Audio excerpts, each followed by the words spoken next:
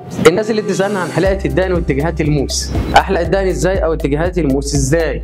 ده احنا قايلين ومتفقين ان لو في حد دقنه طويله زي كده او شعره طويل زي كده ما بقولكش ادخل بالموس على طول، بقول لك الاول خف الدقن بالمكنه زيرو، بحيث ان لو فيها اي حبوب او اي وحمه او اي حاجه من الحاجات اللي هي الشامه او الكلام ده، لازم نكشف الشعرايه عشان نقدر نشوف ونقدر نحدد الدقن ونقدر نشوف ايه اللي موجود في الدقن فيه زي ما احنا متفقين.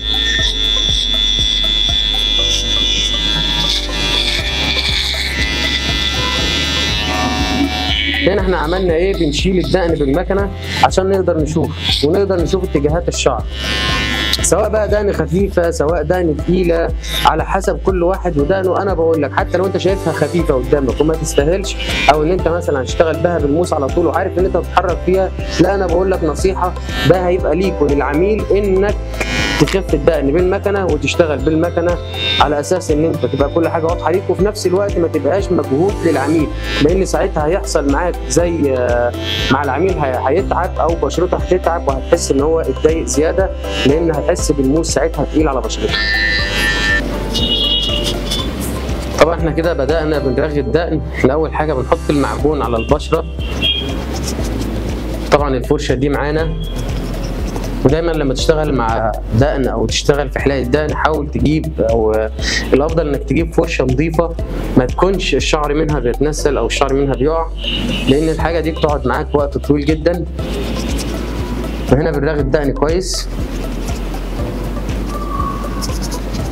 اهم حاجه بنفس الطريقه دي كده. دلوقتي هنبدا نشتغل بالموس. احنا كده رغينا الدقن معانا، الدقن معانا جاهزه. اول حاجه تبدا تشتغل بيها نشد الجلد جامد عشان العميل ما يتجرحش او ما يحصلش اي حاجه.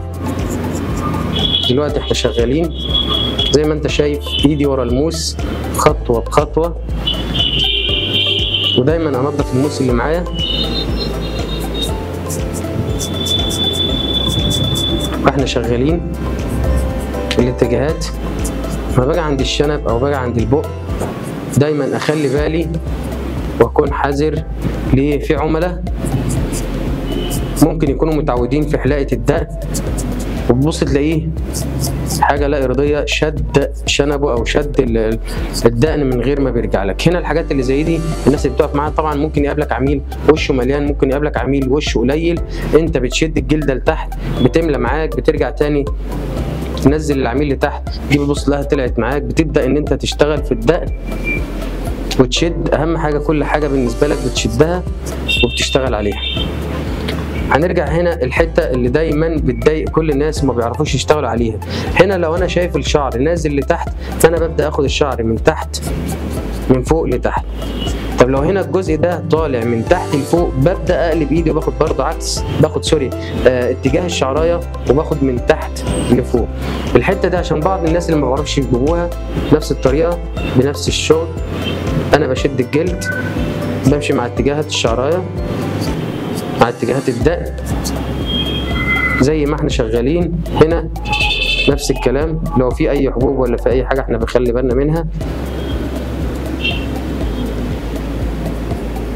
نشد جامد عشان نبدا نجيب الحاجات والدخلات اللي زي دي كده. نفس المكان انا ما اتغيرتش ولا وقفت، نفس الوقفه بنفس طريقه الشغل بنفس اللي احنا شغالين بيه واللي احنا اتعلمنا عليه كلنا واللي احنا عارفينه. احنا شغالين بنفس الطريقه، بنشد الجلد قدام الموس او ورا الموس بحيث ان احنا نكون شادين البشره وما يحصلش اي حاجه مع العميل، ونقدر ان احنا ننعم الدقن جامد ونشتغل عليها باتجاهاتنا اللي احنا عايزينها. وبالنسبه لنا كده نبقى حفظنا تفاصيل الدقن واشتغلنا على تفاصيل الدقن كلها. هنا بقى طريقه الشنب وطريقه ان انا ازاي اشتغل عليه. انا ممكن اشد الجلد كده فرد معايا الشنب واشتغل وشغال عادي. ممكن بالنسبه لي امسك الشنب كده واشتغل. لو هاجي عند المنطقه اللي هنا دي اللي دايما ممكن حد يجرح حد هنا او غيره، انا بمسك هنا وبشتغل وبشد نفس الكلام، وبقدر ان انا ابدا بقى انعم الشنب واشد الجلد نفس الكلام هنا.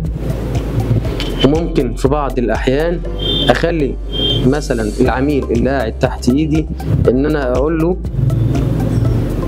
إنه يبدأ يشد شنبه لتحت أو يشد دقنه لتحت، فأصبح إن هو فاتح لي المساحة إن أنا إزاي هشيل الزيادات، بحيث إن لو بقى في شعر هنا داخل جوه أو حاجة، وبحيث إن هو بقى معايا الحتة دي اتفردت بعد ما كانت لما من على بقه أو من على شفايفه.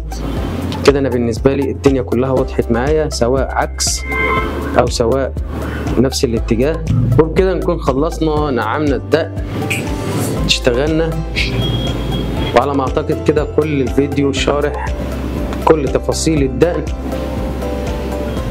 بتاعتنا. ويا رب أكون أفدتكم وأكون وصلت الصورة واضحة لكل اللي بيسأل على الموس وحلاقة الدقن والتفاصيل. وشكرا ليكم، وانتظروا إن شاء الله فيديوهات كتير جاية.